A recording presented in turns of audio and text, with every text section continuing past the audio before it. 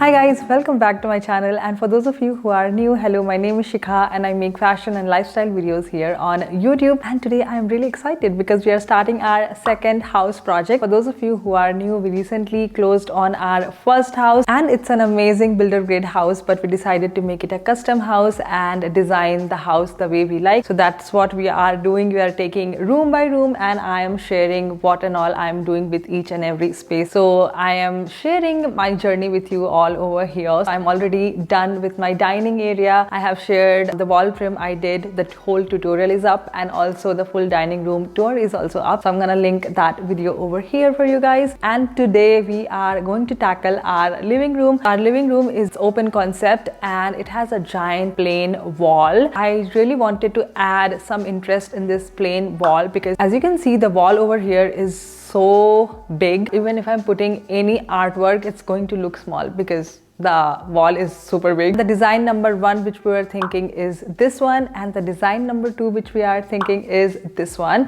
So we decided to go with the design number 2. Yeah, let's get started. So this is the area we are working with and this is open concept. Here is the kitchen. So we are planning on doing a picture frame molding. First, let me do the measurements. Our wall is of 8 feet and we measured everything in millimeters because you have so many measurements which are very small. So millimeter works really well. And we're also doing 5 blocks and I wrote every measurements here so that we do not make any mistake. And we are using this picture frame molding. We have to do cuts like this of 45 degrees and this is taking a little bit time to figure it out because this is the first time we are doing this sort of cut. Earlier when we did dining room wall, it was just a straight cut, so it was pretty straightforward, but figuring out this one and getting all the measurements right is taking a little bit of time. So we made a little working station here today because last time, if you have watched the dining wall video, this miter saw was on the floor and it was not at all good for our back. This just ensures that you are not bending down. Here also we have a big table. We kept this one here because it will be nice for measurement when we are marking the wood. So one table here, one table here. So we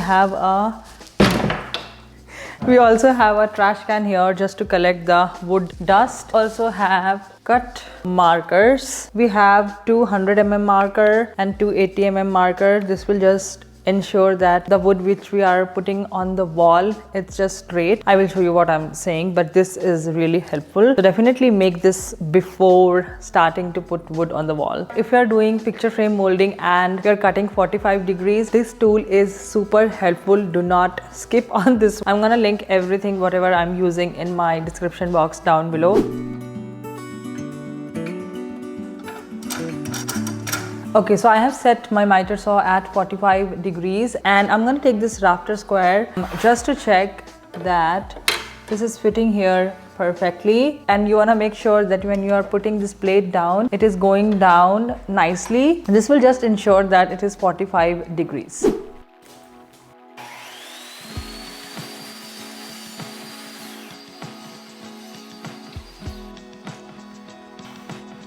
So I'm taking a piece of wood, the measurement which I want, just to make sure everything is right. I'm gonna connect these two over here in the corner.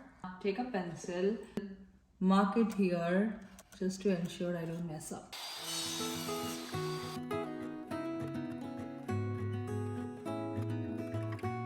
So here I am cutting all the pieces of wood at once and making sure every time the measurement is right, because in this project, measurement is the key.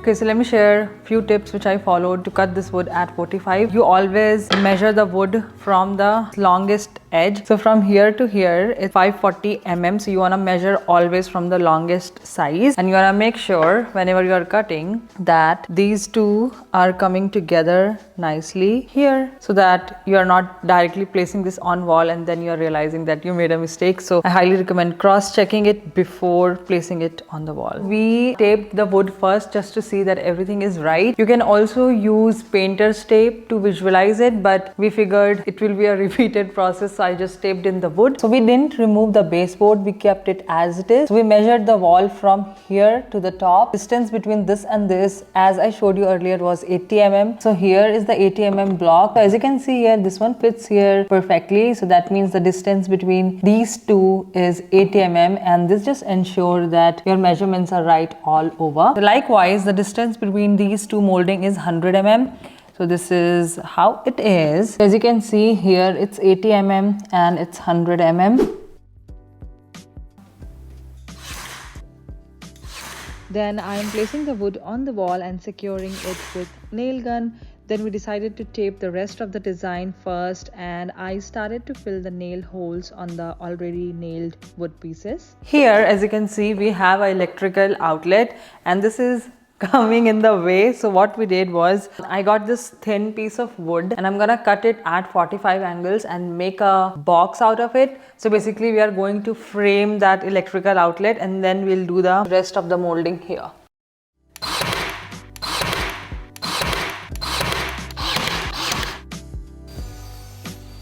So we cut a little piece and let's see if it fits. It fits perfectly in here. Now I'm gonna use nail gun, and if you're seeing like little gaps in here, you cannot even notice after we caulk this. Alright you guys, so this is the next day. As you can see over there, we have some unfinished wood and the pre-prime wood, and that's because I already had the unfinished wood, so we used the combination of both. Yesterday night only I patched all the nail holes. Now I'm gonna caulk the edges so that everything looks nice and seamless, and then what I'm gonna do is prime the unfinished wood and then paint everything same as the wall color. If you prefer, you can change the wall color as per your liking, but as of now there are a lot of other areas in this living room which we need to finish, so we figured let's just paint the wood same as the wall color, and once we are done with everything whatever we have decided in here, then we can go with another paint color if we want to. And if you guys have watched my previous dining room videos, I'm gonna link that here. I mentioned this tip there about the caulking, that you want to cut here very little, otherwise it just gets super messy. Just cut very little and then use a push pin so that the product comes out, and then you will have a little control here. And also here I have solution of dish soap and water.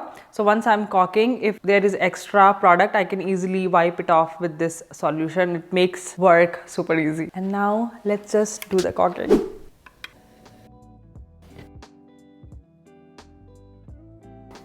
Then I completed the rest of the caulking, and this is my least favorite part of this whole project, but it's very crucial, so we managed to finish it somehow.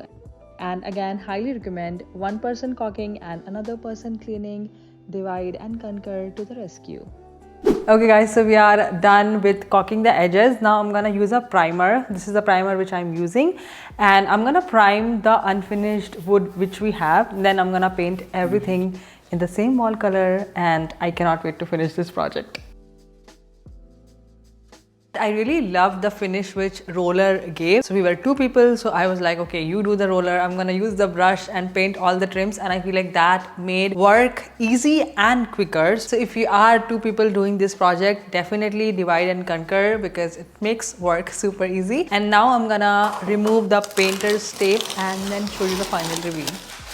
Alright you guys, so this is how the wall looked before, and now let's look at the after. I feel like this one looks absolutely stunning. It added a little bit of texture, and doing this picture frame molding shows that somebody has put in a little bit of effort. And since this area is open concept, I feel like having an accent wall like this one definitely adds interest, draws the attention, and it definitely acts as a focal point of the room. And the major lesson learned in this project was that take time and get your measurements right. I feel like if the measurement is right, the whole project is going to flow very smoothly. But if you mess up the measurement, it's going to be such a task. Like, take a day or two and get your measurements right. Do your measurements in millimeter, not in inches, because there will be so many little measurements, and if you are doing in millimeter, even if you make a little bit of mistake like 1 mm, 2 mm, it will not be noticeable. But then if it in inches, it's going to be such a task to fix it. So definitely do your measurements in millimeters. And taping the design on the wall before putting nail is also really great because you can visualize and see if both the 45-degree angles are going together. I feel like that was the greatest tip. And also there is another way where taping comes in really handy, is because if you're using tape, the wood is secured to the wall, so it's not like moving, and you do have to hold a little when you're using nail gun, but then it's still a little bit supported. I would say it's 90% supported.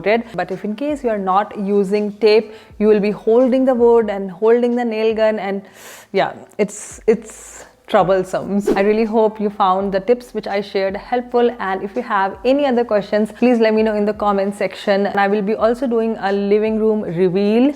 I think it's going to take a little bit of time because I do have to get a nice rug which goes with the couch and a lot of different little other things. So I'm gonna do that and do a final reveal in next coming months. And our next project is going to be our garage. We are going to do epoxy flooring. That's whole another skill set to acquire, so we are going to do that, and I'm gonna share my journey over here, of course. And if you enjoyed watching this video, don't forget to hit like and subscribe, and I really hope you guys have great rest of your day, and I will talk to you in my next one. Bye.